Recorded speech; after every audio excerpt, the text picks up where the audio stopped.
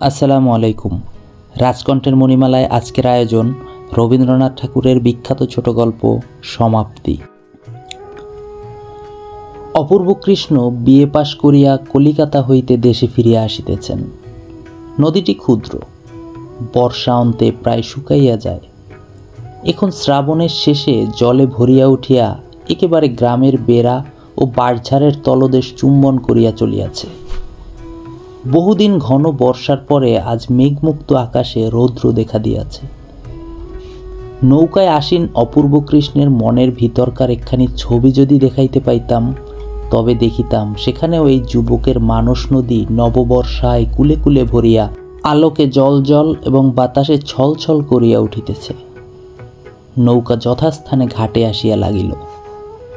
নদী তীর হইতে অপূর্বদের বাড়ির পাকা ছাদ গাছের অন্তরাল দিয়া দেখা যাইতেছে। অপূর্বের আগমন সংবাদ বাড়ির কেহ জানিত না, সেই জন্য ঘাটে লোক আসে নাই। মাঝি ব্যাগ লইতে উদ্যত হইলে অপূর্ব তাহাকে নিবারণ করিয়া নিজেই ব্যাগ হাতে লইয়া আনন্দভরে তাড়াতাড়ি নামিয়া পড়িল। নামিবা মাত্র তীরে ছিল পিছল, ব্যাগ সমেত অপূর্ব কাদায় পড়িয়া গেল। যেমন পড়া অমনি কোথা হইতে এক সুমিষ্ট উচ্চকণ্ঠে তরল হাস্যলহরী উচ্ছ্বসিত হইয়া নিকটবর্তী অশ্বত্থ গাছের পাখিগুলিকে সচকিত করিয়া দিল। অপূর্ব অত্যন্ত লজ্জিত হইয়া তাড়াতাড়ি আত্মসংবরণ করিয়া চাহিয়া দেখিল তীরে মহাজনের নৌকা হইতে নূতন ইট রাশিকৃত করিয়া নামাইয়া রাখা হইয়াছে। তাহারই উপরে বসিয়া একটি মেয়ে হাস্যবেগে এখনই শতদা হইয়া যাইবে এমনই মনে হইতেছে। অপূর্ব চিনিতে পারিল তাহাদেরই নতুন প্রতিবেশিনীর মেয়ে মৃন্ময়ী। দূরে বড় নদীর ধারে ইহাদের বাড়ি ছিল। সেখানে নদীর ভাঙনে দেশ ত্যাগ করিয়া বছর 2-3 হইল এই গ্রামে আসিয়া বাস করিতেছে। এই মেয়েটির অখ্যাতির কথা অনেক শুনিতে পাওয়া যায়। পুরুষ গ্রামবাসীরা স্নেহবরে ইহাকে পাগলি বলে, কিন্তু গ্রামের গৃহিণীরা ইহার উচ্ছৃঙ্খল স্বভাবে সর্বদা ভীত, চিন্তিত, শঙ্কান্বিত। গ্রামের যত ছেলেদের সহিত ইহার খেলা, সমবয়সী মেয়েদের প্রতি অবজ্ঞার সীমা নাই। শিশুরাজ্যে এই মেয়েটি একটি ছোটখাটো বর্গীর উপদ্রব বলিলেই হয়। বাপের আদরের মেয়ে কিনা, সেই জন্য ইহার একটা দুর্দান্ত প্রতাপ। এই সম্বন্ধে বন্ধুদের নিকট মৃন্ময়ীর মা স্বামীর বিরুদ্ধে সর্বদা অভিযোগ করিতে ছাড়িত না, অথচ বাপ ইহাকে ভালোবাসে। বাপ কাছে থাকিলে মৃন্ময়ীর চোখের অশ্রুবিন্দু তাহার অন্তরে বড়ই বাজিত। ইহাই মনে করিয়া প্রবাসী স্বামীকে স্মরণপূর্বক মৃন্ময়ীর মা মেয়েকে কিছুতেই কাঁদাইতে পারিত না। মৃন্ময়ী দেখিতে শ্যামবর্ণ, ছোট কোকড়া চুল পিঠ পর্যন্ত পড়িয়াছে, ঠিক যেন বালকের মতো মুখের ভাব। মস্ত মস্ত দুটি কালো চক্ষুতে না আছে লজ্জা, না আছে ভয়, না আছে হাবভাব লীলার লেশ মাত্র। শরীর দীর্ঘ, পরিপুষ্ট, সুস্থ সবল, কিন্তু তাহার বয়স অধিক কি অল্প সে প্রশ্ন কাহারও মনে উদয় হয় না। যদি হইত, তবে এখনও অবিবাহিত আছে বলিয়া লোকে তাহার পিতামাতাকে নিন্দা করিত। গ্রামে বিদেশি জমিদারের নৌকা কালক্রমে যেদিন ঘাটে আসিয়া লাগে, সেদিন গ্রামের লোকেরা সম্ভ্রমে শশব্যস্ত হইয়া ওঠে। ঘাটের মেয়েদের মুখ রঙ্গভূমিতে অকস্মাৎ নাসাগ্রভাগ পর্যন্ত যবনিকাপাতন হয়, কিন্তু মৃন্ময়ী কোথাও হইতে একটা উলঙ্গ শিশুকে কোলে লইয়া কোকড়া চুলগুলি পিঠে দোলাইয়া ছুটিয়া ঘাটে আসিয়া উপস্থিত। যে দেশে ব্যাধ নাই, বিপদ নাই, সেই দেশের হরিণ শিশুর মতো নির্ভীক কৌতূহলে দাঁড়াইয়া চাহিয়া চাহিয়া দেখিতে থাকে। অবশেষে আপন দলের বালক সঙ্গীদের নিকট ফিরিয়া গিয়া এই নবাগত প্রাণীর আচার ব্যবহার সম্বন্ধে বিস্তর বাহুল্য বর্ণনা করে। আমাদের অপূর্ব ইতিপূর্বে ছুটি উপলক্ষে বাড়ি আসিয়া এই বন্ধনবিহীন বালিকাটিকে 2-4 বার দেখিয়াছে এবং অবকাশের সময়, এমনকি অনবকাশের সময়েও ইহার সম্বন্ধে চিন্তা করিয়াছে। পৃথিবীতে অনেক মুখ চোখে পড়ে, কিন্তু এক একটি মুখ বলা কহা নাই, একেবারে মনের মধ্যে গিয়া উত্তীর্ণ হয়। সে কেবল সৌন্দর্যের জন্য নহে, আরেকটা কি গুণ আছে, সে গুণটি বোধ করি স্বচ্ছতা। অধিকাংশ মুখের মধ্যেই মানুষ্য প্রকৃতিটি আপনাকে পরিস্ফুট রূপে প্রকাশ করিতে পারে না। যে মুখে সেই অন্তর্গুহাবাসী রহস্যময় লোকটি অবাধে বাহির হইয়া দেখা দেয়, সে মুখ সহস্রের মধ্যে চোখে পড়ে এবং এক পলকে মনে মুদ্রিত হইয়া যায়। এই বালিকার মুখে চোখে একটি দুরন্ত অবাধ্য নারী প্রকৃতি উন্মুক্ত বেগবান অরণ্য মৃগের মতো সর্বদা দেখা দেয়, খেলা করে। সেই জন্য এই জীবন চঞ্চল মুখখানি একবার দেখিলে আর সহজে ভোলা যায় না। পাঠকদিগকে বলা বাহুল্য, মৃন্ময়ের কৌতুকহাস্যধ্বনি যতই সুমিষ্ট হোক, দুর্ভাগা অপূর্বর পক্ষে কিঞ্চিৎ ক্লেশদায়ক হইয়াছিল। সে তাড়াতাড়ি মাঝির হাতে ব্যাগ সমর্পণ করিয়া রক্তিম মুখে দ্রুত বেগে গৃহ অভিমুখে চলিতে লাগিল। আয়োজনটি অতি সুন্দর হইয়াছিল। নদীর তীর, গাছের ছায়া, পাখির গান, প্রভাতের রৌদ্র, 20 বৎসর বয়স। অবশ্যই ইটের স্তূপটা তেমন উল্লেখযোগ্য নহে, কিন্তু যে ব্যক্তি তাহার উপর বসিয়াছিল সে এই শুষ্ক কঠিন আসনের প্রতিও একটি মনোরম শ্রীবিস্তার করিয়াছিল। হায়, এমন দৃশ্যের মধ্যে প্রথম পদক্ষেপ মাত্রই যে সমস্ত কবিত্ব প্রহসনে পরিণত হয়, ইহা অপেক্ষা অদৃষ্টের নিষ্ঠুরতা আর কি হইতে পারে। সেই ইষ্টক শিখর হইতে প্রবহমান হাস্যধ্বনি শুনিতে শুনিতে চাদরে ও ব্যাগে কাদা মাখিয়া গাছের ছায়া দিয়া অপূর্ব বাড়িতে গিয়া উপস্থিত হইল। অকস্মাৎ পুত্রের আগমনে তাহার বিধবা মাতা পুলকিত হইয়া উঠিলেন। তৎক্ষণাৎ ক্ষীর, দধি, রুই মাছের সন্ধানে দূরে নিকটে লোক দৌড়িল এবং পাড়া প্রতিবেশীর মধ্যেও একটা আন্দোলন উপস্থিত হইল। আহারান্তে মা অপূর্বর বিবাহের প্রস্তাব উত্থাপন করিলেন। অপূর্ব সেজন্য প্রস্তুত হইয়াছিল, কারণ প্রস্তাব অনেক পূর্বেই ছিল। কিন্তু পুত্র নব্যতন্ত্রের নূতন ধোঁয়া ধরিয়া জেদ করিয়া বসিয়াছিল যে বিয়ে পাশ না করিয়া বিবাহ করিবে না। এতকাল জননী সেই জন্য অপেক্ষা করিয়াছিলেন, অতএব এখন আর কোনো ওজর করা মিথ্যা। অপূর্ব কহিল, আগে পাত্রী দেখা হোক, তারপর স্থির হইবে। মা কহিলেন, পাত্রী দেখা হইয়াছে, সেজন্য তোকে ভাবিতে হইবে না। অপূর্ব ওই ভাবনাটা নিজে ভাবিতে প্রস্তুত হইল এবং কহিল, মেয়ে না দেখিয়া বিবাহ করিতে পারিব না।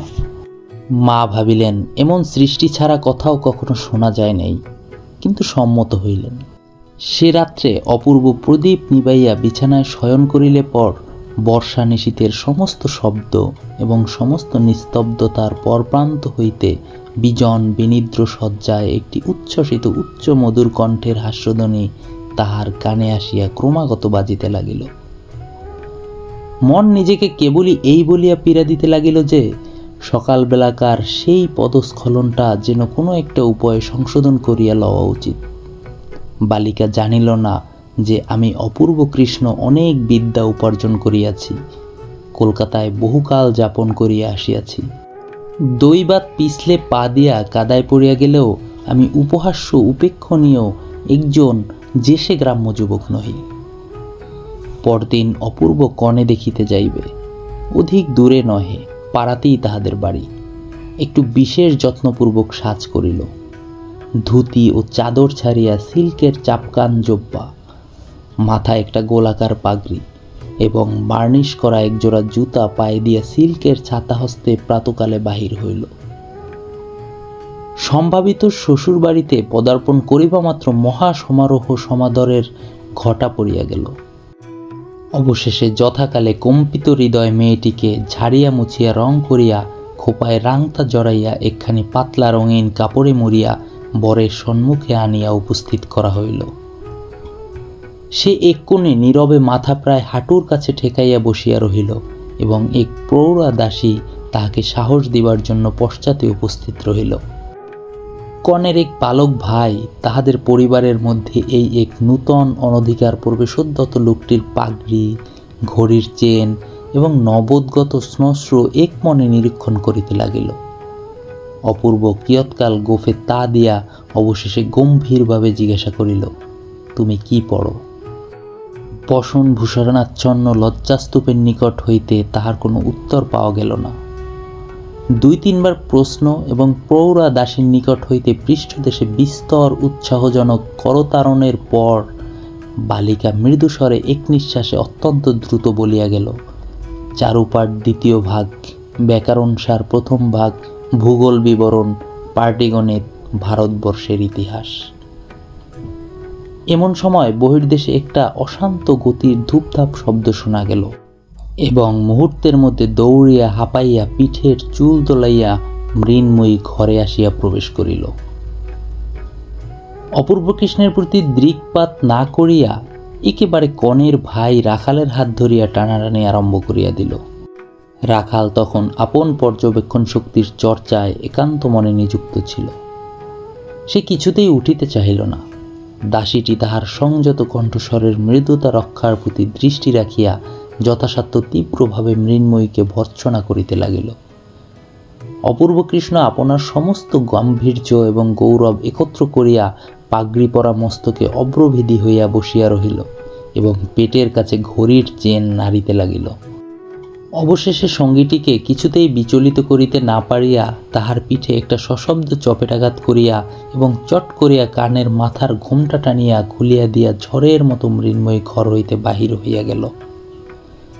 দাসীটি গুমরিয়া গর্জন করিতে লাগিল এবং ভগ্নীর অকস্মাৎ অবগুণ্ঠন মোচনে রাখাল খিলখিল শব্দে হাসিতে আরম্ভ করিল।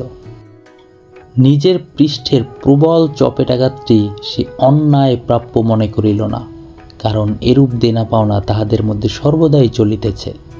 এমনকি পূর্বে মৃন্ময়ের চুল কাত ছাড়াইয়া পিঠের মাঝামাঝি আসিয়া পড়িত। রাখাল একদিন হঠাৎ পশ্চাৎ হইতে আসিয়া তাহার ঝুঁটির মধ্যে কাঁচি চালাইয়া দেয়। মৃন্ময়ী তখন অত্যন্ত রাগ করিয়া তাহার হাত হইতে কাঁচিটি কাড়িয়া লইয়া নিজের অবশিষ্ট পশ্চাতের চুল ক্যাচ ক্যাচ শব্দে নির্দয়ভাবে কাটিয়া ফেলিল। তাহার কোকড়া চুলের স্তবকগুলি শাখাচ্যুত কালো আঙ্গুরের স্তূপের মতো গুচ্ছ গুচ্ছ মাটিতে পড়িয়া গেল। উভয়ের মধ্যে এরূপ শাসন প্রণালী প্রচলিত ছিল। অতঃপরে নীরব পরীক্ষা সভা আর অধিকক্ষণ স্থায়ী হইল না। পিণ্ডাকার কন্যাটি কোনো মতে পুনশ্চ দীর্ঘাকার হইয়া দাসী সহকারে অন্তঃপুরে চলিয়া গেল। অপূর্ব পরম গম্ভীরভাবে বিরল গুম্ফরেখায় তা দিতে দিতে উঠিয়া ঘরের বাহিরে যাইতে উদ্যত হইল। দ্বারের নিকটে গিয়া দেখে বার্নিশ করা নূতন জুতা জোড়াটি যেখানে ছিল সেখানে নাই, এবং কোথায় আছে তাহাও বহু চেষ্টায় অবধারণ করা গেল না। বাড়ির লোক সকলেই বিষম বিব্রত হইয়া উঠিল এবং অপরাধীর উদ্দেশ্যে গালি ও ভৎসনা অজস্র বর্ষিত হইতে লাগিল। অনেক খোঁজ করিয়া অবশেষে অনন্যোপায় হইয়া বাড়ির কর্তার পুরাতন ছিন্ন ঢিলা চটিজোড়াটা পরিয়া প্যান্টালুন চাপকান পাগড়ি সমেত সুসজ্জিত অপূর্ব কর্দমাক্ত গ্রাম পথে অত্যন্ত সাবধানে চলিতে লাগিল। পুষ্করিণীর ধারে নির্জন পথ প্রান্তে আবার হঠাৎ সেই উচ্চকণ্ঠের অজস্র হাস্য কলোচ্ছ্বাস, যেন তরুপল্লবের মধ্য হইতে কৌতুকপ্রিয়া বনদেবী অপূর্বরই অসঙ্গত চটি জুতা জোড়ার দিকে চাহিয়া হঠাৎ আর হাসি ধারণ করিয়া রাখিতে পারিল না। অপূর্ব অপ্রতিহতভাবে থমকিয়া দাঁড়াইয়া ইতস্তত নিরীক্ষণ করিতেছে। এমন সময় ঘন বন হইতে বাহির হইয়া একটি নির্লজ্জ অপরাধিনী তাহার সম্মুখে নূতন জুতা জোড়াটি রাখিয়াই পলানোদ্যত হইল। অপূর্ব দ্রুত বেগে দুই হাত ধরিয়া তাহাকে বন্দী করিয়া ফেলিল। মৃন্ময়ী আঁকিয়া বাঁকিয়া হাত ছাড়াইয়া পলাবার চেষ্টা করিল, কিন্তু পারিল না। কোকড়া চুলে বেষ্টিত তাহার পরিপুষ্ট সহাস্য দুষ্ট মুখখানির উপরে শাখান্তরালচ্যুত সূর্যকিরণ আসিয়া পড়িল। রৌদ্রোজ্জ্বল নির্মল চঞ্চল নির্ঝরিণীর দিকে অবনত হইয়া কৌতূহলী পথিক যেমন নিবিষ্ট দৃষ্টিতে তাহার তলদেশ দেখিতে থাকে, অপূর্ব তেমনি করিয়া গম্ভীর গম্ভীর নেত্রে মৃন্ময়ের ঊর্ধ্বোৎক্ষিপ্ত মুখের উপর তড়িৎ তরল দুটি চক্ষুর মধ্যে চাহিয়া দেখিল এবং অত্যন্ত ধীরে ধীরে মুষ্টি শিথিল করিয়া যেন যথাকর্তব্য অসম্পন্ন রাখিয়া বন্দিনীকে ছাড়িয়া দিল। অপূর্ব যদি রাগ করিয়া মৃন্ময়ীকে ধরিয়া মারিত তাহা হইলে সে কিছুই আশ্চর্য হইত না, কিন্তু নির্জন পথের মধ্যে এই অপরূপ নীরব শাস্তির সে কোনো অর্থ বুঝিতে পারিল না। নৃত্যময়ী প্রকৃতির নূপুরনিক্ষণের ন্যায় চঞ্চল হাস্যধ্বনিটি সমস্ত আকাশ ব্যাপিয়া বাজিতে লাগিল এবং চিন্তানিমগ্ন অপূর্ব কৃষ্ণ অত্যন্ত ধীর পদক্ষেপে বাড়িতে আসিয়া উপস্থিত হইল। অপূর্ব সমস্ত দিন নানা ছুতা করিয়া অন্তঃপুরে মার সহিত সাক্ষাৎ করিতে গেল না। বাহিরে নিমন্ত্রণ ছিল, খাইয়া আসিল। অপূর্বর মতো এমন একজন কৃতবিদ্য গম্ভীর ভাবুক লোক একটি সামান্য অশিক্ষিতা বালিকার কাছে আপনার লুপ্ত গৌরব উদ্ধার করিবার, আপনার আন্তরিক মহত্বের পরিপূর্ণ পরিচয় দিবার জন্য কেন যে এতটা বেশি উৎকণ্ঠিত হয়ে উঠিবে তাহা বোঝা কঠিন। একটি পাড়াগাঁয়ের চঞ্চল মেয়ে তাহাকে সামান্য লোক মনে করিলই বা, সে যদি মুহূর্তকালের জন্য তাহাকে হাস্যাস্পদ করিয়া তাহার তাহার অস্তিত্ব বিস্মৃত হইয়া রাখাল নামক একটি নির্বোধ নিরক্ষর বালকের সহিত খেলা করিবার জন্য ব্যগ্রতা প্রকাশ করে, তাহাতেই বা তাহার ক্ষতি কি? তাহার কাছে প্রমাণ করিবার আবশ্যক কি যে তিনি বিশ্বদীপ নামক মাসিক পত্রে গ্রন্থ সমালোচনা করিয়া থাকেন এবং তাহার তরঙ্গের মধ্যে এসেন্স, জুতা, রুবিনির ক্যাম্ফর, রঙিন চিঠির কাগজ এবং হারমোনিয়াম শিক্ষা বহির সঙ্গে একখানি পরিপূর্ণ খাতা নিশীথের গর্ভে ভাবি উষার ন্যায় প্রকাশের প্রতীক্ষায় রহিয়াছে। কিন্তু মনকে বোঝানো কঠিন এবং এই পল্লীবাসিনী চঞ্চলা মেয়েটির কাছে শ্রীযুক্ত অপূর্ব কৃষ্ণ রায় B.A. কিছুতেই পরাভব স্বীকার করিতে প্রস্তুত নহে। সন্ধ্যার সময় অন্তঃপুরে প্রবেশ করিলে মা তাহাকে জিজ্ঞাসা করিলেন, কেমন রে অপু, মেয়ে কেমন দেখলি, পছন্দ হয়তো? অপূর্ব কিঞ্চিত অপ্রতিহতভাবে কহিল, মেয়ে দেখেছি মা, ওর মধ্যে একটিকে আমার পছন্দ হয়েছে। মা আশ্চর্য হয়ে কহিলেন, তুই আবার কটি মেয়ে দেখলি? অবশেষে অনেক ইতস্ততর পর প্রকাশ পাইল প্রতিবেশিনী শরতের মেয়ে মৃন্ময়ীকে তাহার ছেলে পছন্দ করিয়াছে। এ তো লেখাপড়া শিখিয়া এমনি ছেলের পছন্দ। প্রথমে অপূর্বর পক্ষে অনেকটা পরিমাণ লজ্জা ছিল, অবশেষে মা যখন প্রবল আপত্তি করিতে লাগিলেন তখন তাহার লজ্জা ভাঙিয়া গেল। সে রোখর মাথায় বলিয়া বসিল, মৃন্ময়ীকে ছাড়া আর কাহাকেও বিবাহ করিব না। অন্য জড়বুত্তলী মেয়েটিকে সে যতই কল্পনা করিতে লাগিল ততই বিবাহ সম্বন্ধে তাহার বিষম বিতৃষ্ণার উদ্রেক হইল। 2-3 দিন উভয় পক্ষে মান অভিমান, অনাহার, অনিদ্রার পর অপূর্বই জয় হইল।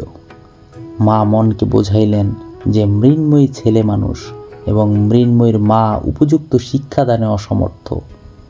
বিবাহের পর তাহার হাতে পড়িলেই তাহার স্বভাবের পরিবর্তন হইবে এবং ক্রমশ ইহাও বিশ্বাস করিলেন যে মৃন্ময়ীর মুখখানি সুন্দর। কিন্তু তখনই আবার তাহার খর্ব কেশরাশি তাহার কল্পনাপথে উদিত হইয়া হৃদয়ে নৈরাশ্যে পূর্ণ করিতে লাগিল। তথাপি আশা করিলেন, দৃঢ় করিয়া চুল বাঁধিয়া এবং জবজবে করিয়া তেল লেপিয়া কালে এ ত্রুটিও সংশোধন হইতে পারে। পাড়ার লোকে সকলেই অপূর্বর এই পছন্দটিকে অপূর্ব পছন্দ বলিয়া নামকরণ করিল। পাগলি মৃন্ময়ীকে অনেকেই ভালোবাসিত, কিন্তু তাই বলিয়া নিজের পুত্রের বিবাহযোগ্যা বলিয়া কেহ মনে করিত না। মৃন্ময়ীর বাপ ঈশান মজুমদারকে যথাকালে সংবাদ দেওয়া হইল। সে কোনো একটি স্টিমার কোম্পানির কেরানি রূপে দূরের নদী তীরবর্তী একটি ক্ষুদ্র স্টেশনে একটি ছোট টিনের ছাদ বিশিষ্ট কুটিরে মাল ওঠানো নামানো এবং টিকিট বিক্রয় কার্যে নিযুক্ত ছিল। তাহার মৃন্ময়ীর বিবাহ প্রস্তাবে 2 চক্ষু বহিয়া জল পড়িতে লাগিল। তাহার মধ্যে কতখানি দুঃখ এবং কতখানি আনন্দ ছিল পরিমাণ করিয়া বলিবার কোনো উপায় নাই। কন্যার বিবাহ উপলক্ষে ঈশান হেড আপিসের সাহেবের নিকট ছুটি প্রার্থনা করিয়া দরখাস্ত করিল। সাহেব উপলক্ষটা নিতান্তই তুচ্ছ জ্ঞান করিয়া ছুটি নামঞ্জুর করিয়া দিলেন। তখন পূজার সময় 1 সপ্তাহ ছুটি পাইবার সম্ভাবনা জানাইয়া সে পর্যন্ত বিবাহ স্থগিত রাখিবার জন্য দেশে চিঠি লিখিয়া দিল। কিন্তু অপূর্বর মা কহিল, এই মাসে দিন ভালো আছে, আর বিলম্ব করিতে পারিব না। উভয়তই প্রার্থনা অগ্রাহ্য হইলে পরবর্ষীয়সীগণ সকলে মিলিয়া ভাবী কর্তব্য সম্বন্ধে মৃন্ময়ীকে অহর্নিশি উপদেশ দিতে লাগিল। ক্রীড়াশক্তি, দ্রুতগমন, উচ্চহাস্য, বালকদিগের সহিত আলাপ এবং ক্ষুধা অনুসারে ভোজন সম্বন্ধে সকলেই নিষেধ পরামর্শ দিয়া বিবাহটাকে বিভীষিকারূপে প্রতিপন্ন করিতে সম্পূর্ণ কৃতকার্য হইল। উৎকণ্ঠিত শঙ্কিত হৃদয় মৃন্ময়ী মনে করিল তাহার যাবজ্জীবন কারাদণ্ড এবং তদবসানে ফাঁসির হুকুম হইয়াছে। সে দুষ্ট পণি ঘোড়ার মতো ঘাড় বাঁকাইয়া পিছু হটিয়া বলিয়া বসিল, আমি বিবাহ করিব না। কিন্তু তথাপি বিবাহ করিতে হইল। তারপরে শিক্ষা আরম্ভ হইল। এক রাত্রির মধ্যে মৃন্ময়ীর সমস্ত পৃথিবী অপূর্বর মার অন্তঃপুরে আসিয়া আবদ্ধ হইয়া গেল। শাশুড়ি সংশোধন কার্যে প্রবৃত্ত হইলেন। অত্যন্ত কঠিন মুখ করিয়া কহিলেন, দেখো বাছা, তুমি কিছু আর কচিখুকি নও, আমাদের ঘরে অমন বেহায়াপনা করিলে চলিবে না। শাশুড়ি যেভাবে বলিলেন মৃন্ময়ী সেভাবে কথাটা গ্রহণ করিল না। সে ভাবিল, এ ঘরে যদি না চলে তবে বুঝি অন্যত্র যাইতে হইবে। অপরাহ্নে তাহাকে আর দেখা গেল না। কোথায় গেল খোঁজ পড়িল। অবশেষে বিশ্বাসঘাতক রাখাল তাহাকে তাহার গোপন স্থান হইতে ধরাইয়া দিল। সে বটতলায় রাধাকান্ত ঠাকুরের পরিত্যক্ত ভাঙা রথের মধ্যে গিয়া বসিয়াছিল। শাশুড়ি, মা এবং পাড়ার সমস্ত হিতৈষীগণ মৃন্ময়ীকে যেরূপ লাঞ্ছনা করিল তাহা পাঠকগণ এবং পাঠিকাগণ সহজেই কল্পনা করিতে পারিবেন। রাত্রে ঘন মেঘ করিয়া ঝুপঝুপ শব্দে বৃষ্টি হইতে আরম্ভ হইল। অপূর্ব কৃষ্ণ বিছানার মধ্যে অতি ধীরে ধীরে মৃন্ময়ীর কাছে ঈষৎ অগ্রসর হইয়া তাহাকে কানে কানে মৃদুস্বরে কহিল, মৃন্ময়ী, তুমি আমাকে ভালোবাসো না? মৃন্ময়ী সতেজে বলিয়া উঠিল, না, আমি তোমাকে কখনোই ভালোবাসব না। তাহার যত রাগ এবং যত শাস্তিবিধান সমস্তই পুঞ্জীভূত বজ্রের ন্যায় অপূর্বর মাথার উপরে নিক্ষেপ করিল।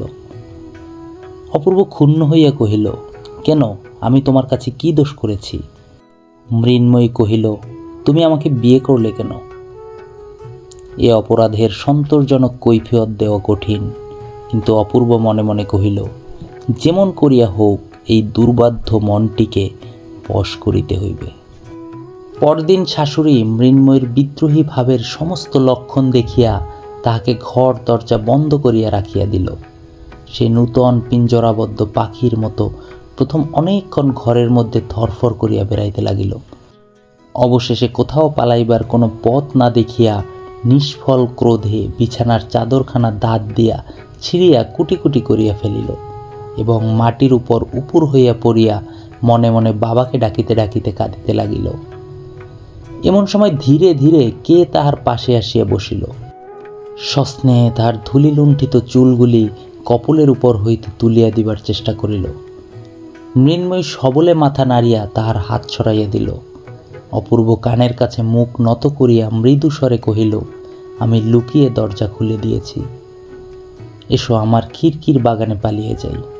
মৃন্ময়ী প্রবল বেগে মাথা নাড়িয়া সরদনে কহিল, না। অপূর্ব তাহার চিবুক ধরিয়া মুখ তুলিয়া দিবার চেষ্টা করিয়া কহিল, একবার দেখো কে এসেছে। রাখাল ভূপতিত মৃন্ময়ীর দিকে চাহিয়া হতবুদ্ধির ন্যায় দ্বারের কাছে দাঁড়াইয়াছিল। মৃন্ময়ী মুখ না তুলিয়া অপূর্বর হাত ঠেলিয়া দিল। অপূর্ব কহিল, রাখাল তোমার সঙ্গে খেলা করতে এসেছে, খেলতে যাবে? সে বিরক্তি উচ্ছ্বসিত স্বরে কহিল, না। রাখালও সুবিধা নয় বুঝিয়া কোনো মতে ঘর হইতে পালাইয়া হাঁপ ছাড়িয়া বাঁচিল। অপূর্ব চুপ করিয়া বসিয়া রহিল। মৃন্ময়ী কাঁদিতে কাঁদিতে শ্রান্ত হইয়া ঘুমাইয়া পড়িল।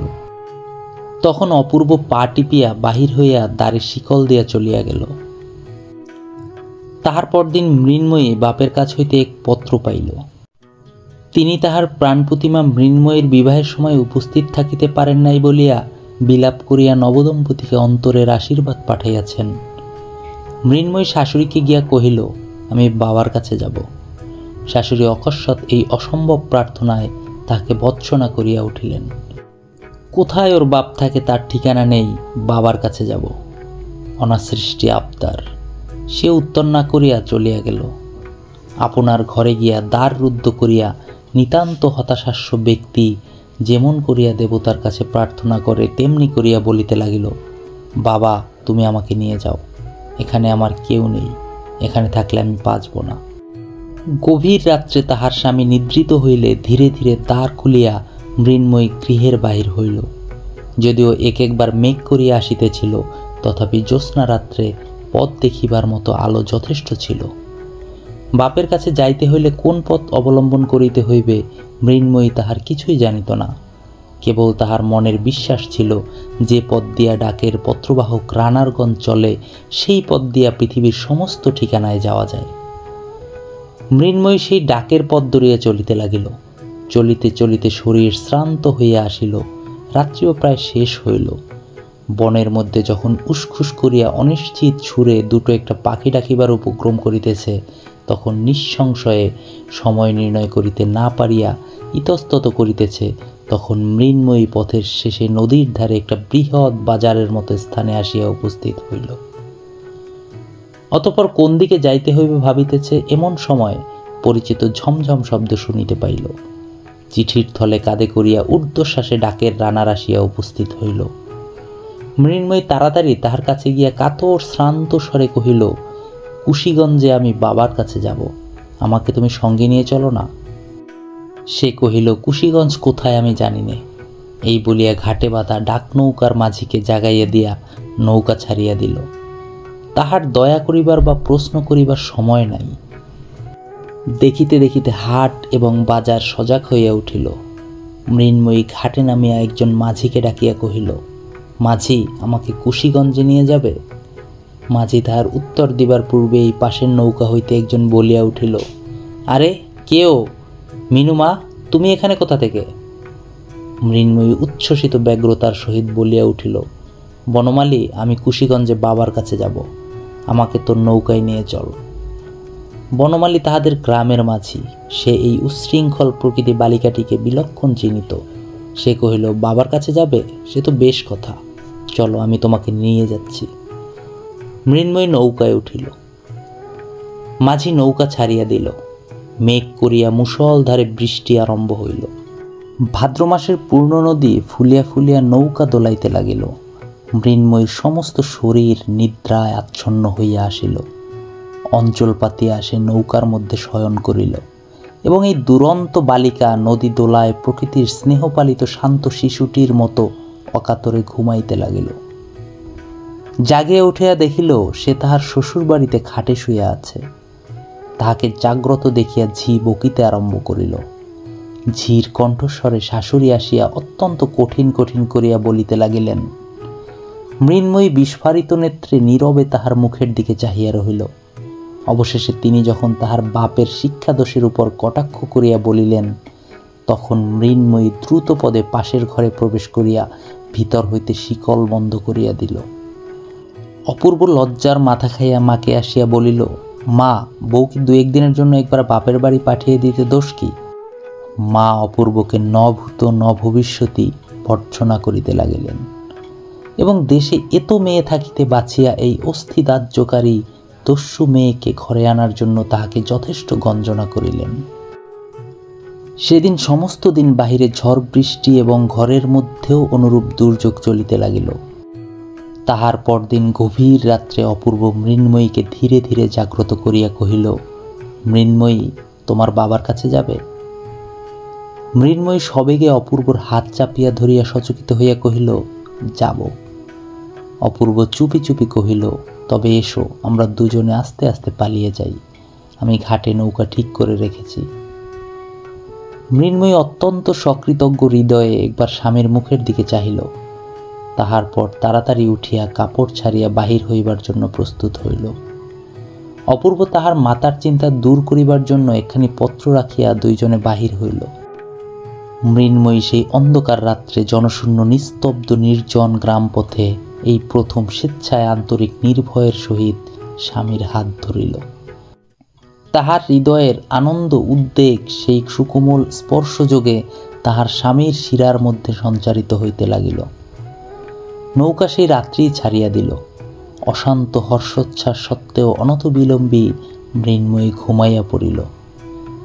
পরদিন কি মুক্তি, কি আনন্দ! দুই ধারে কত গ্রাম, বাজার, শস্যক্ষেত্র, বন, দুই ধারে কত নৌকা যাতায়াত করিতেছে। মৃন্ময়ী প্রত্যেক তুচ্ছ বিষয়ে স্বামীকে সহস্রবার করিয়া প্রশ্ন করিতে লাগিল। ওই নৌকায় কি আছে? উহারা কোথা হইতে আসিয়াছে? এই জায়গার নাম কি? এমন সকল প্রশ্ন যাহার উত্তর অপূর্ব কোনো কলেজের বহিতে পায় নাই এবং যাহা তাহার কলিকাতার অভিজ্ঞতায় কুলাইয়া উঠে না। বন্ধুগণ শুনিয়া লজ্জিত হইবেন। অপূর্ব এই সকল প্রশ্নের প্রত্যেকটারই উত্তর করিয়াছিল এবং অধিকাংশ উত্তরের সহিত সত্যের ঐক্য হয় নাই।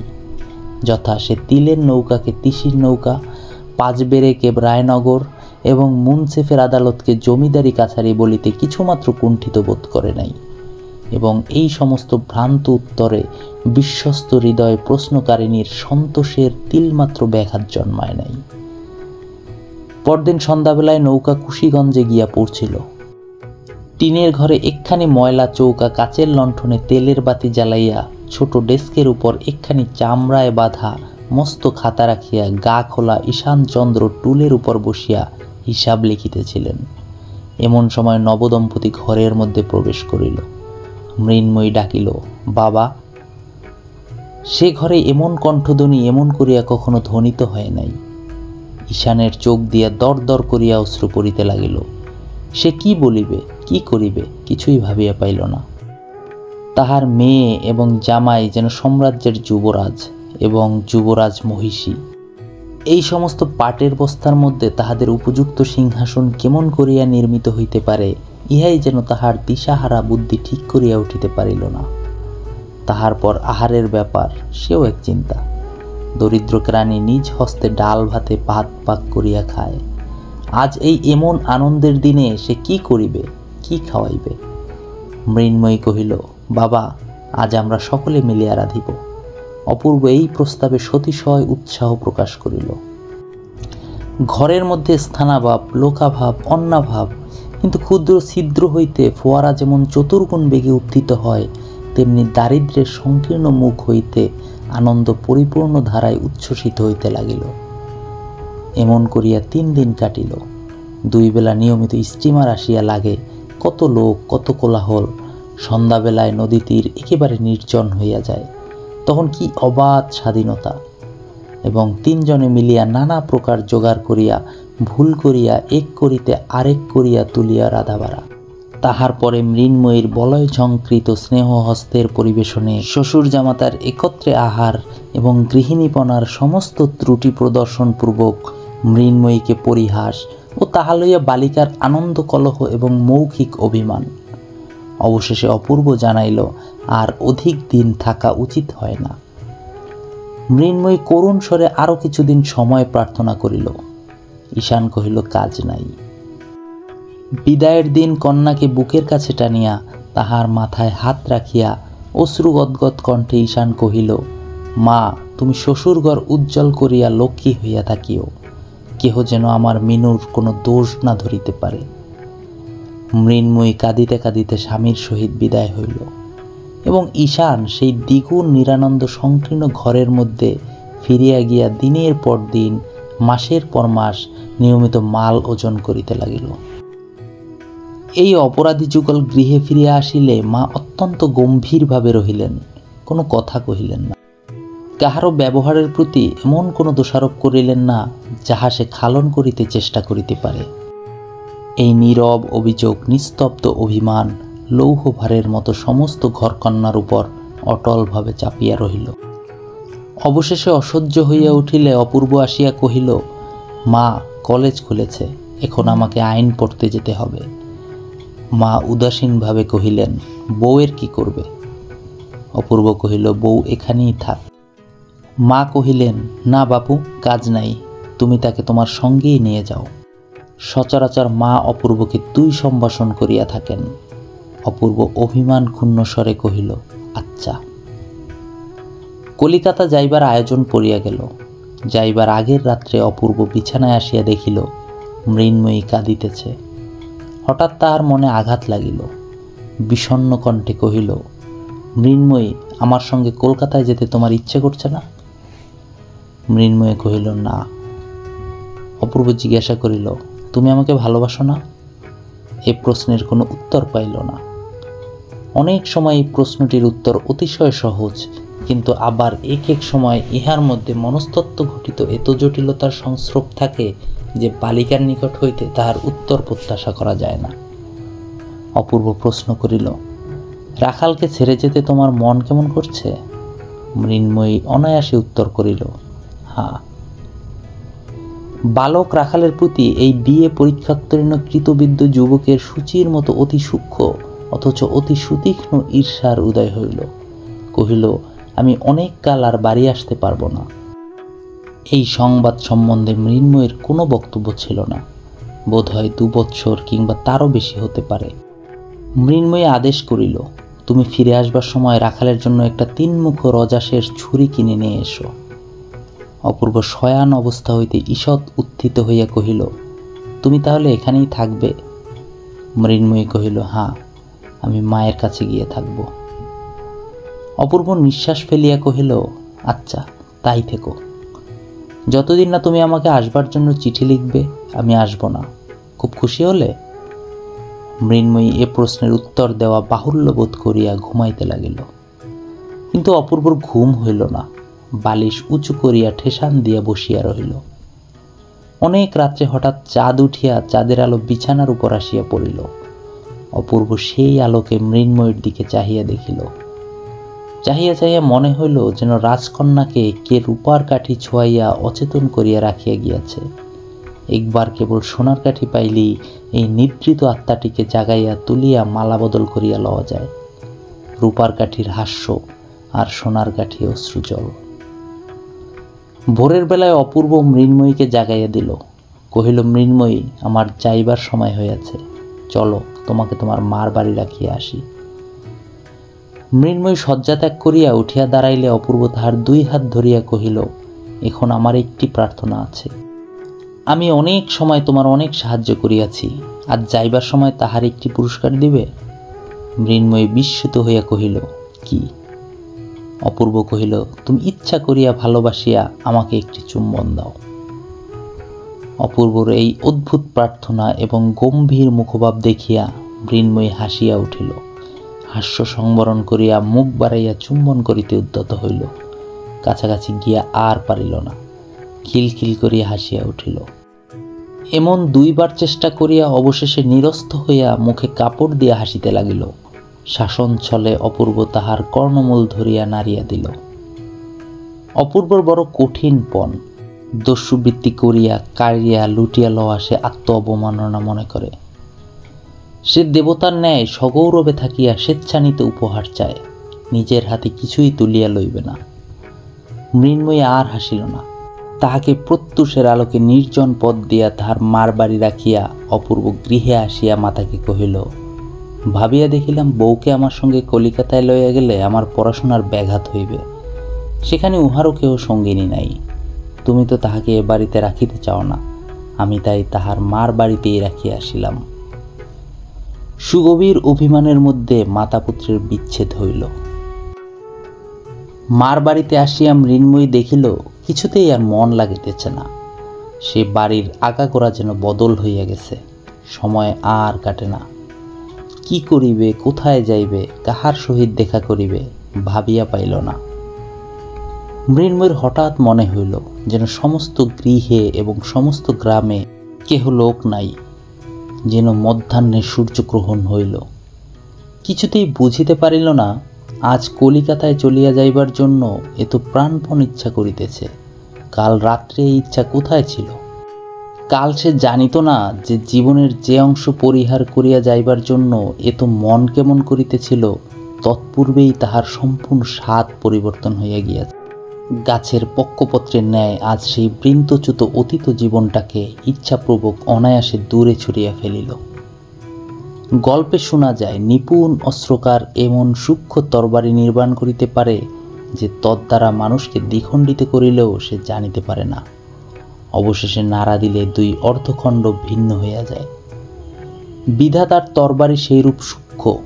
কখন তিনি মৃন্ময়ীর বাল্য ও যৌবনের মাঝখানে আঘাত করিয়াছিলেন সে জানিতে পারে নাই। আজ কেমন করিয়া নাড়া পাইয়া বাল্য অংশ যৌবন হইতে বিচ্যুত হইয়া পড়িল এবং মৃন্ময়ী বিস্মিত হইয়া ব্যথিত হইয়া চাহিয়া রহিল। মাতৃগৃহে তার সেই পুরাতন শয়নগৃহকে আর আপনার বলিয়া মনে হইল না। সেখানে যে থাকিত সে হঠাৎ আর নাই। এখন হৃদয়ের সমস্ত স্মৃতি সেই আরেকটা বাড়ি, আরেকটা ঘর, আরেকটা শয্যার কাছে গুনগুন করিয়া বেড়াইতে লাগিল। মৃন্ময়ীকে আর কেহ বাহিরে দেখিতে পাইল না। তাহার হাস্যধ্বনি আর শোনা যায় না। রাখাল তাহাকে দেখিলে ভয় করে। খেলার কথা মনেও আসে না। মৃন্ময়ী মাকে বলিল, মা, আমাকে শ্বশুরবাড়ি রেখে আয়। এদিকে বিদায়কালীন পুত্রের বিষণ্ণ মুখ স্মরণ করিয়া অপূর্বর মার হৃদয় বিদীর্ণ হইয়া যায়। সে যে রাগ করিয়া বউকে বেহানের বাড়ি রাখিয়া আসিয়াছে, ইহা তাহার মনে বড় বিধিতে লাগিল। হেনকালে একদিন মাথায় কাপড় দিয়া মৃন্ময়ী ম্লান মুখে শাশুড়ির পায়ের কাছে পড়িয়া প্রণাম করিল। শাশুড়ি তৎক্ষণাৎ ছল ছল নেত্রে তাহাকে বক্ষে চাপিয়া ধরিলেন। মুহূর্তের মধ্যে উভয়ের মিলন হইয়া গেল। শাশুড়ি বধূর মুখের দিকে চাহিয়া আশ্চর্য হইয়া গেলেন। সে মৃন্ময়ী আর নাই। এমন পরিবর্তন সাধারণত সকলের সম্ভব নহে। বৃহৎ পরিবর্তনের জন্য বৃহৎ বলের আবশ্যক।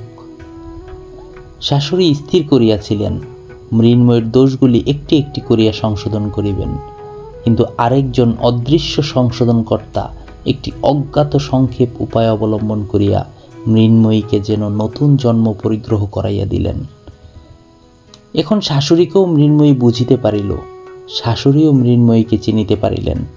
তরুর সহিত শাখা প্রশাখার যেরূপ মিল, সমস্ত ঘরকন্যা তেমনি পরস্পর অখণ্ড সম্মিলিত হইয়া গেল। এই যে একটি গম্ভীর স্নিগ্ধ বিশাল রমণী প্রকৃতি মৃন্ময়ীর সমস্ত শরীরে ও সমস্ত অন্তরে রেখায় রেখায় ভরিয়া ভরিয়া উঠিল, ইহাতে তাহাকে যেন বেদনা দিতে লাগিল। প্রথম আষাঢ়ের শ্যাম সজল নবমেঘের মতো তাহার হৃদয়ে একটি অশ্রুপূর্ণ বিস্তীর্ণ অভিমানের সঞ্চয় হইল। সেই অভিমান তাহার চোখের ছায়াময় সুদীর্ঘ পল্লবের উপর আরেকটি গভীরতর ছায়া নিক্ষেপ করিল। সে মনে মনে বলিতে লাগিল, আমি আমাকে বুঝিতে পারি নাই বলিয়া তুমি আমাকে বুঝিলে না কেন? তুমি আমাকে শাস্তি দিলে না কেন? তোমার ইচ্ছানুসারে আমাকে চালনা করাইলে না কেন? আমি রাক্ষসী যখন তোমার সঙ্গে কলিকাতায় যাইতে চাহিলাম না, তুমি আমাকে জোর করিয়া ধরিয়া লইয়া গেলে না কেন? তুমি আমার কথা শুনিলে কেন? আমার অনুরোধ মানিলে কেন? আমার অবাধ্যতা সহিলে কেন? তাহার পর অপূর্ব যেদিন প্রভাতে পুষ্করিণীর তীরে নির্জন পথে তাহাকে বন্দি করিয়া কিছু না বলিয়া একবার কেবল তাহার মুখের দিকে চাহিয়াছিল, সেই পুষ্করিণীর সেই পথ, সেই তরুতল, সেই প্রভাতের রৌদ্র এবং সেই হৃদয় ভারাবনত গভীর দৃষ্টি তাহার মনে পড়িল এবং হঠাৎ সে তাহার সমস্ত অর্থ বুঝিতে পারিল। তাহার পর সেই বিদায়ের দিনের যে চুম্বন অপূর্বর মুখের দিকে অগ্রসর হইয়া ফিরিয়া আসিয়াছিল, সেই অসম্পূর্ণ চুম্বন এখন মরুমরীচিকাভিমুখী তৃষ্ণার্ত পাখির ন্যায় ক্রমাগত সেই অতীত অবসরের দিকে ধাবিত হইতে লাগিল। কিছুতেই তাহার আর পিপাসা মিটিল না। এখন থাকিয়া থাকিয়া মনে কেবল উদয় হয়, আহা, অমুক সময়টিতে যদি এমন করিতাম, অমুক প্রশ্নের যদি এই উত্তর দিতাম, তখন যদি এমন হইত। অপূর্বর মনে এই বলিয়া ক্ষোভ জন্মিয়াছিল যে মৃন্ময়ী আমার সম্পূর্ণ পরিচয় পায় নাই। মৃন্ময়ী আজও বসিয়া বসিয়া ভাবে, তিনি আমাকে কি মনে করিলেন, কি বুঝিয়া গেলেন। অপূর্ব তাহাকে যে দুরন্ত চপল অবিবেচক নির্বোধ বালিকা বলিয়া জানিল, পরিপূর্ণ হৃদয়ামৃত ধারায় প্রেম পিপাসা মিটাইতে সক্ষম রমণী বলিয়া পরিচয় পাইল না, ইহাতেই সে পরিতাপে লজ্জায় ধিক্কারে পীড়িত হইতে লাগিল। চুম্বনের এবং সোহাগের সে ঋণগুলি অপূর্বর মাথার বালিশের উপর পরিশোধ করিতে লাগিল। এমনিভাবে কতদিন কাটিল। অপূর্ব বলিয়া গিয়াছিল, তুমি চিঠি না লিখিলে আমি বাড়ি ফিরিব না। মৃন্ময়ী তাহাই স্মরণ করিয়া একদিন ঘরে দ্বার রুদ্ধ করিয়া চিঠি লিখিতে বসিল। অপূর্ব তাহাকে যে সোনালি পাড় দেওয়া রঙিন কাগজ দিয়াছিল, তাহাই বাহির করিয়া বসিয়া ভাবিতে লাগিল। খুব যত্ন করিয়া ধরিয়া লাইন বাঁকা করিয়া অঙ্গুলিতে কালি মাখিয়া অক্ষর ছোট বড় করিয়া উপরে কোনো সম্বোধন না করিয়া একেবারে লিখিল, তুমি আমাকে চিঠি লেখো না কেন? তুমি কেমন আছো? আর তুমি বাড়ি এসো। আর কি বলিবার আছে কিছুই ভাবিয়া পাইল না। আসল বক্তব্য কথা সবগুলি বলা হইয়া গেল বটে, কিন্তু মনুষ্য সমাজে মনের ভাব আর একটু বাহুল্য করিয়া প্রকাশ করা আবশ্যক। মৃন্ময়ীও তাহা বুঝিল। এই জন্য আরও অনেকক্ষণ ভাবিয়া ভাবিয়া আর কয়েকটি নতুন কথা যোগ করিয়া দিল। এইবার তুমি আমাকে চিঠি লিখো, আর কেমন আছো লিখো, আর বাড়ি এসো। মা ভালো আছে, বিশুপুটি ভালো আছে, কাল আমাদের কালো গরুর বাছুর হয়েছে, এই বলিয়া চিঠি শেষ করিল। চিঠি লেফাফায় মুড়িয়া প্রত্যেক অক্ষরটির উপর একটি ফোঁটা করিয়া মনের ভালোবাসা দিয়া লিখিল, শ্রীযুক্ত বাবু অপূর্ব কৃষ্ণ রায়। ভালোবাসা যতই দিক তবু লাইন সোজা, অক্ষর সুছাদ এবং বানান শুদ্ধ হইল না। লেফাফায় নামটুকু ব্যতীত আরও যে কিছু লেখা আবশ্যক মৃন্ময়ীর তাহা জানা ছিল না। পাছে শাশুড়ি অথবা আর কাহারও দৃষ্টিপথে পড়ে সেই লজ্জায় চিঠিখানি একটি বিশ্বস্ত দাসীর হাত দিয়া ডাকে পাঠাইয়া দিল। বলা বাহুল্য, এ পত্রের কোনো ফল হইল না। অপূর্ব বাড়ি আসিল না। মা দেখিলেন ছুটি হইল, তবু অপূর্ব বাড়ি আসিল না। মনে করিলেন এখনো সে তাহার উপর রাগ করিয়া আছে। মৃন্ময়ীও স্থির করিল অপূর্ব তাহার উপর বিরক্ত হইয়া আছে। তখন আপনার চিঠিখানি মনে করিয়া সে লজ্জায় মরিয়া যাইতে লাগিল। সে চিঠিখানা যে কত তুচ্ছ, তাহাতে যে কোনো কথাই লেখা হয় নাই, তাহার মনের ভাব যে কিছুই প্রকাশ করা হয় নাই, সেটা পাঠ করিয়া অপূর্ব যে মৃন্ময়ীকে আরও ছেলে মানুষ মনে করিতেছে, মনে মনে আরও অবজ্ঞা করিতেছে, ইহা ভাবিয়া সে শরবিদ্যের ন্যায় অন্তরে অন্তরে ছটফট করিতে লাগিল। দাসীকে বারবার করিয়া জিজ্ঞাসা করিল, সে চিঠিখানা কি তুই ডাকে দিয়ে এসেছিস? দাসী তাহাকে সহস্রবার আশ্বাস দিয়া কহিল, হ্যাঁ গো, আমি নিজের হাতে বাক্সের মধ্যে ফেলে দিয়েছি। বাবু তা এতদিনে কোন কালে পেয়েছে? অবশেষে অপূর্বর মা একদিন মৃন্ময়ীকে ডাকিয়া কহিলেন, বৌমা, অপু অনেক দিন তো বাড়ি এলো না, তাই মনে করছি কলিকাতায় গিয়ে তাকে দেখে আসি গে। তুমি সঙ্গে যাবে?